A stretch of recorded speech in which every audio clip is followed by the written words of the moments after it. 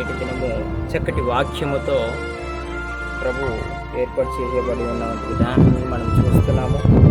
మనము దేనిని గురించైనా మనం ఎక్కువ శాతం చింతిస్తూ ఉంటే ఒకసారి మీ హృదయంలో ఒక ఆలోచన మొదటిగా కలగాలి.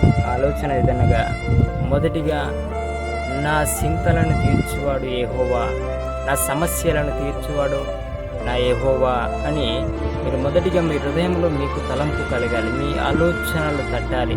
అవి ప్రతి సమస్య అయినా ప్రతి చింత అయినా ఆయన మీద మనం మోపాలి. ప్రతి భారం ప్రతి యావత్తు ఆయన మీద మోపాలి. అందువలన మనము వాక్యంలో చూసినట్లయితే 1వ పేతురు 5వ అధ్యాయము 7వ వచనంలో చూసినట్లయితే మనము ఆయన మిమ్మును గురించి చింతించుచున్నాడు గనుక మీ చింత యావత్తు ఆయన మీద వేయుడే. కనుక పిల్లరా, మనకు తండ్రి అయినటువంటి దేవుడు మన చింతల గురించి మన బాధల గురించి ఆయన మొదటిగానే చింతిస్తున్నాడు కనుక మన చింత మన యావత్తు మన భారము యెహోవా మీద వేదమండి, యెహోవా మీద మోపుదామండి. తప్పకుండా మన సమస్య మన భారము మన దుఃఖము వేదన ఆయన తప్పక తీరుస్తాడు.